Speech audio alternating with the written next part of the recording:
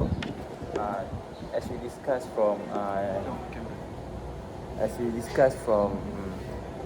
uh, last week, so this week we are want to discuss about the second poem. It's about the title is The Horror of the War. So before we start, I am Adi and I'm student from Bachelor of Aerospace Engineering at Faculty of Engineering. Hi, my name is Azrul Azim. I'm from Faculty of Engineering, currently studying in Aerospace Engineering. Hello and hi, my name is Muhammad Arifin. My matric number is 19843 and I am currently studying in Faculty of Engineering, Computer and Communication System. Hi everyone, my name is Muhammad Fazan Fikri bin Muhammad Saiful Azmi. My matric number is 198663 and I'm a student from Faculty of Engineering. Hi, my name is Elton Tao. My matric number is 204874. I'm from Faculty of Computer. Hi, my name is Aidin Ajmal. My matric number is 198317. I am from Faculty of Engineering and study in Electrical and Electronic Engineering. So today we are about to discuss the second poem, which is The Horror of the War. Last week we already discussed about the poem, which is very. So today the theme is about the war. So overall, this poem is all about the effect of the war, which is the people they don't want to remember of the event of the war. So what is the event of the war? So in this poem, there are specific in the Holocaust War. The Holocaust War, which is involved between the Nazi soldier, which led by Hitler, and the Jewish people. So the war occurred at January 1933, which believed Germans were racially superior and the Jews class inferior in the German racial community. So the German want to kill the Jewish people. So I will start first the discussion about the poem. So the Horror of the War by Francis Dungan is a very confronting masterpiece of the horror Holocaust in World War II. I will explain about the poet. The poet born on the 1st December of 1946 in Ireland. So he never experienced the war, but he tried to explain the fear through a reflected in his creative writing.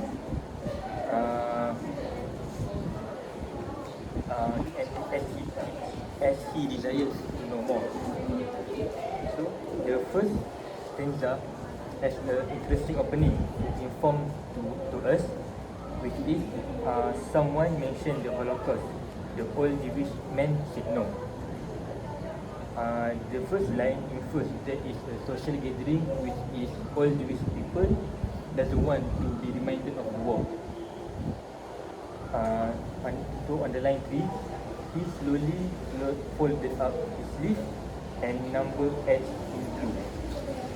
It provides a deep meaningful undertone which tone of regret and sadness.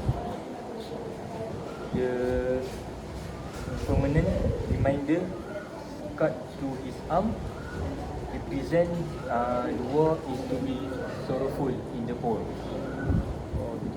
So in this poem, so the poet continues to tell a story as a silence fell over one and all across the club room floor. This line is line number 5. We can see at line number 5. So the meaning is which created uncomfortable tension in the room by the realization of a real life Holocaust victim. So war is represented clearly in this poem to be sympathetic for the old Jewish men who lived through hell, line 7. So, the Dargan has written the victim in first person for a more profound emotional response because he wished to hear the man suffering from the Holocaust. Next, I'm going to continue with finish right? Yeah. So I'm going to continue with line number 9, which is the repetition of "Don't mention Holocaust," which explains that the Jewish man is suffering from the horrid memories and wants to be left alone. The agony he had been through, the torture and the pain, which is from line 11, puts everything into perspective because there's no one ever experiences grief for themselves. With the powerful words of my heart went to the Jewish man who sought no sympathy. That is it from the line 13. In the fourth stanza steals the reader's emotions because the poet wants us to realize that the memory can never be taken back. Dagan created a smile on line 14 to reflect his representation of war. The pronunciation Sumi. Bukan smile. Sure. Oh, Dagan created a simile never be taken on line 14 to reflect his representation of war and compares the Jewish man's past to a nightmare. The imagery of line 16 is confronting for it interprets the Jews who survived left their memories of that haunting place with their dead loved ones. So my friend, Hi again. I will continue Azro's point. Dagan paints a gruesome picture in the reader's mind of the frightening experience when the man who never witnessed the Holocaust visualized in a recurring dream the hunger slowly died. The tortured scream, line 18, which is the line 18 is I watched the hungry slowly die. I hate the tortured scream. The second important part of this stanza is when the poet reapproached a grey-haired Jewish man in his sleep who was grieving from the hardship, much similar to the old Jewish man at the club. The poet has chosen descriptive language to reinforce the reader's understanding of the victim, especially the words like tragic past, as line 22 said, of Jewish men with tragic past who sought no sympathy. Again, the dream returned to the man when he sees a young man at the best time of his life suffering from hunger. The readers began to comprehend that this young man was in fact the old Jewish man in the World War II, with numbers branded on his hand. They robbed the pain of his neck. It is a powerful personal line of the facts Jewish people went through, which shaped the representation of war in this poem as regretful and resentment. Alright, thank you, Liao, for that brief explanation. So I would like to continue with the final explanation or discussion about the poem. So as we can see in the final stanza, it is a repetition of the first stanza, which is the chorus, as it summarizes the entire poem. As we can see, Dagan has he actually tried to illustrate a rhythm pattern throughout the victim to reflect his personal thoughts and create a sympathetic tone. The use of rhyme in the pattern of AABB. May I recite the poem? Someone mentioned the Holocaust. The old Jewish man said no. Such word I do not wish to hear that happened years ago. So as we can see in the sentence of what in the first and the second sentence, the rhyme that we can see at the word no and ago. So this is the pattern of AA, and then at the third and the fourth sentences, then he slowly folded up his sleeve and numbers etched in blue, told of the sufferings he'd known and all he had been through. So this is the pattern of BB.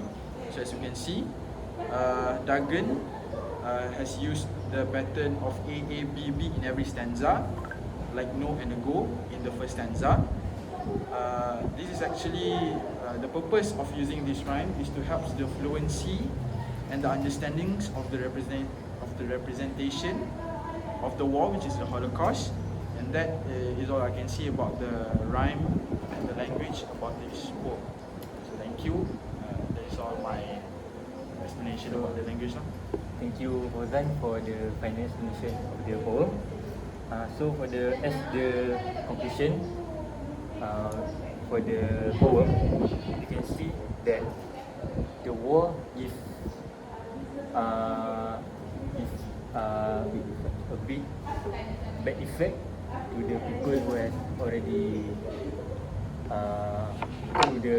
through the war. So there are many suffering occur to the people, and it will give a bad memory to the people. In this poem, the Jewish people, as I mentioned before, the Jewish people doesn't want anyone to be reminded about the war. It's not for the Jewish people only, but it's also for all people who went through the war.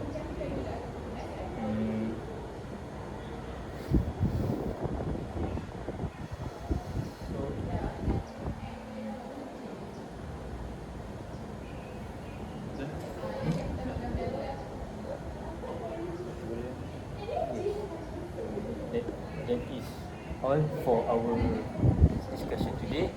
Anybody want to add anything? Azrul? I think I don't have anything to add. Me too. Maybe Adib, something to say? No. No. Yeah? So we have come to the end of our discussion. We will see next session. Next. Okay, so see you